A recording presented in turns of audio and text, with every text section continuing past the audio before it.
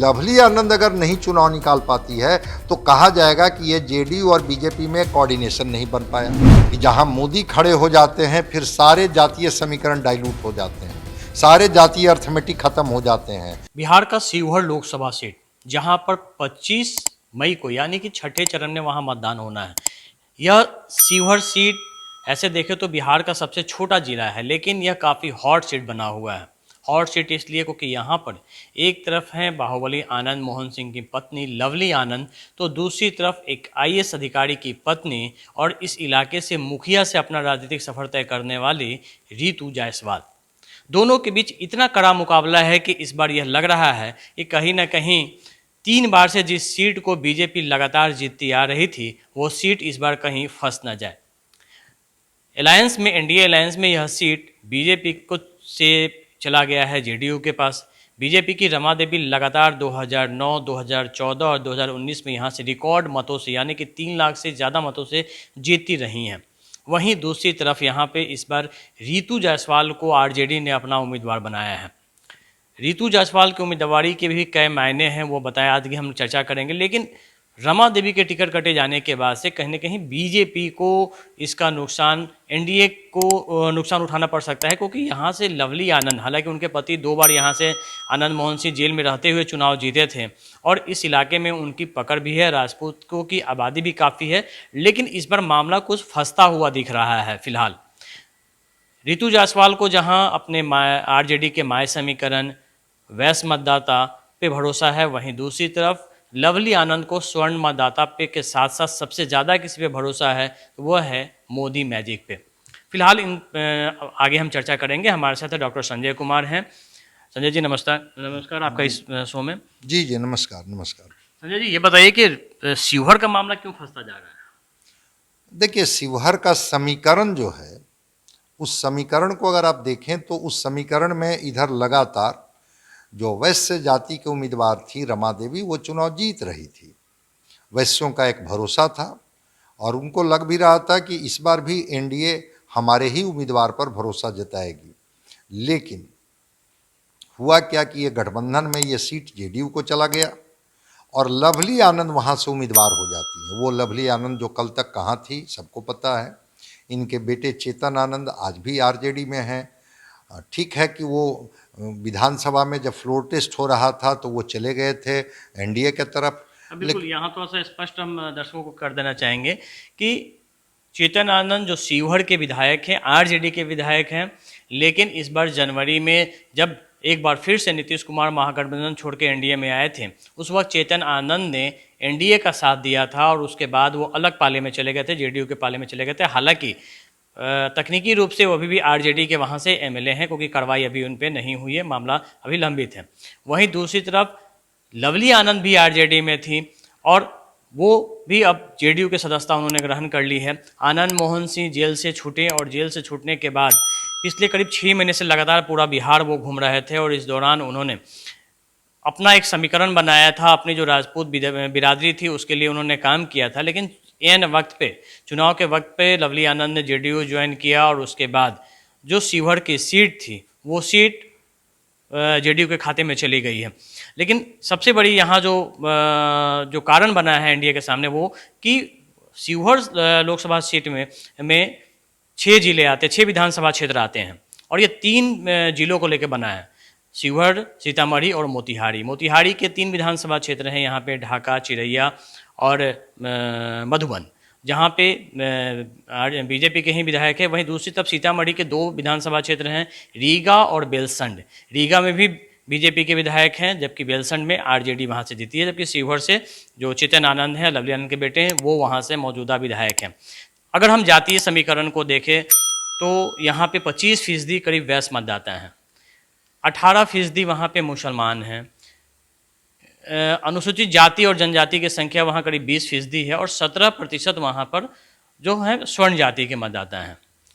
अब ये जो जातीय समीकरण का खेल है, कहा जाता है कि शिवहर की जो सीट होती है वो जातीय समीकरण के आधार पर जीती जाती रही है, क्योंकि एक तरफ पूरा जो बीजेपी का बेल्ट है वहाँ पे, और वहाँ पर इस बार जिस तरीके से दोनों वैश्य सीटों को काटा गया, 2 वैश्य उम्मीदवारों को हटाया गया, तो वैश्य समाज में बड़ी नाराज़गी देखें।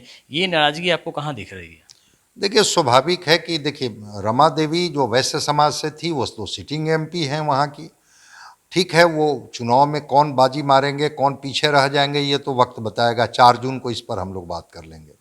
लेकिन सुनील कुमार पिंटू जो सीतामढ़ी से वैश्य समाज के उम्मीदवार थे और वह शिवहर से रमा देवी जो वहाँ के सिटिंग एमपी हैं, दोनों सिटिंग एमपी थे, दोनों सिटिंग एमपी को किनारे कर दिया गया। इसकी नाराजगी वैश्य समाज में है कि आखिर दो दो सिटिंग एमपी को हटा करके हमें एकोमोडेट कहीं से क्यों नहीं किया गया। कभी हमें मोतिहारी से लड़ाया जाता था, मोतिहारी से हटा दिया गया, सीतामढ़ी से हटा दिया गया, शिवहर से हटा दिया गया, केवल एक बेतिया सीट हमें संजय जायसवाल को लड़ने के लिए दिया गया। ये नाराजगी एनडीए से वैश्य समाज में है और इसलिए वो कुल और फूल की बात करते हैं कि हम तो थे फूल वाले, हम तो फूल को ही वोट किया करते थे, हर कालखंड में हर परिस्थितियों में हम फूल का साथ कभी नहीं छोड़े, लेकिन जब फूल हमें किनारे करने लगा तो हम अब कुल के साथ रहेंगे। इस तरह की बातें वैश्य समाज के नाराज मतदाताओं में है। वैसे सब कुछ के बाद भी, सारी जातीय अर्थमेटिक होने के बाद भी मोदी मैजिक का कोई जवाब नहीं है। ये जो सोशियो इकोनॉमिक सर्वे बिहार का आया है उसमें जो 36% ईबीसी है, नीतीश कुमार जी के साथ आज भी खड़ा है। देखना होगा कि ईबीसी किन के साथ खड़े होते हैं। क्या वैश्य वास्तव में वो इतने बिफर जाएंगे कि वो फूल को छोड़ देंगे और कुल के तरफ चले जाएंगे, या मोदी मैजिक के सामने फिर वो फूल के साथ ही रहेंगे, जिसके प्रतिनिधि के तौर पर लवली आनंद वहाँ खड़ी है। जो सवर्ण मतदाता हैं, सवर्ण मतदाताओं का साथ तो इन्हें मिल रहा है, लेकिन क्या सवर्ण मतदाताओं के साथ दलित मतदाता भी इनके साथ खड़े हैं या दलित मतदाता रितु जायसवाल के साथ खड़े हैं? क्योंकि रितु जायसवाल एक सुलझी हुई नेत्री हैं, कोई दबंगता नहीं, कोई वैसी बात नहीं।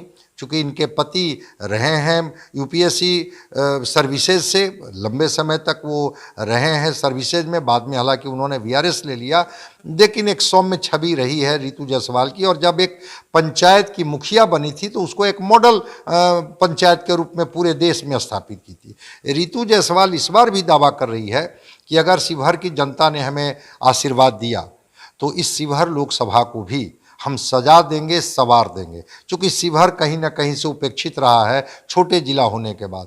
ठीक है कि इसके विधानसभा मोतिहारी के भी हैं, सीतामढ़ी के हैं, लेकिन शिवहर का प्रतिनिधित्व करने का मौका मिलेगा तो हम बेहतर करके दिखाएंगे। अब रह गई बात कि जिस जातीय कॉकटेल की बात आप कर रहे हैं, जिस जातीय समीकरण की बात कर रहे हैं, तो बिहार में समीकरण तो जातीय प्रभावित कर ही देता है चुनाव को।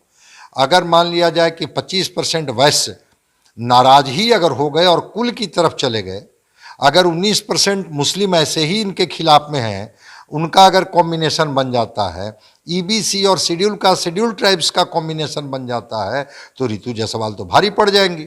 लेकिन अगर मोदी मैजिक चलेगा तो फिर सारे जातीय समीकरण डाइल्यूट हो जाएगा, फिर हिंदू पोलराइजेशन की बात हो जाएगी। और आनंद मोहन की पत्नी जो लवली आनंद हैं वो नीतीश कुमार के लिए प्रतिष्ठा की सीट है। आज भी वो 2 दिन से बीमार थे, लेकिन आज शिवहर वो गए और जा कर के वो मंच से लवली आनंद के लिए कहा कि नहीं, लवली आनंद जो हैं वो हमारी उम्मीदवार हैं और ये हमारी प्रतिष्ठा के साथ ये सीट जुड़ी हुई है। तो क्या लवली आनंद जो हैं वो ईबीसी का, ओबीसी का और ख़ास करके अगड़ी जाति तो इनके साथ हैं ही, इनके वोट को ले पाएंगी? जैसा कि आनंद मोहन बराबर करते रह रहे हैं कि वो सीट जीतते रहे हैं। दूसरी बात, जो वहाँ के विधायक हैं, जो एनडीए के विधायक हैं, वो विधायकों की प्रतिष्ठा भी दांव पर लगी हुई है। अगर उनके विधानसभा से एनडीए के कैंडिडेट लीड नहीं करते हैं तो इनके टिकट पर भी फिर ये पड़ेगा कि जब ये विधानसभा में 25 में अपने टिकट की दावेदारी करेंगे तो कहेंगे कि भाई आप लोकसभा में तो लीड दिला नहीं पाते हैं, फिर विधानसभा में आपकी दावेदारी कैसी? तो ये एनडीए के विधायकों का प्रतिष्ठा दांव पर फंसी हुई है। नीतीश कुमार जिन्होंने आनंद मोहन को जेल से निकालने से ले करके और लवली आनंद को टिकट देने तक में अपनी बड़ी भूमिका निभाई, वो सीट अपने खाते में ली, तो जेडीयू के लिए ये एक प्रतिष्ठा की सीट बनी हुई है कि क्या शिवहर नीतीश कुमार पर दोबारा भरोसा जताएगी? क्या आनंद मोहन और लवली आनंद का जादू फिर चलेगा? क्या बेटे चेतन आनंद जिस तरह से कैंपेनिंग कर रहे हैं उनका प्रभाव होगा, या रितु जायसवाल का सौम्य और वैसा चेहरा जो लोगों के बीच में एक्सेप्टेबल है, वो सबके बीच में रहती हैं, कहती हैं कि मेरी तो कोई दबंग की छवि है नहीं, मैं तो आपके घर की बेटी हूँ।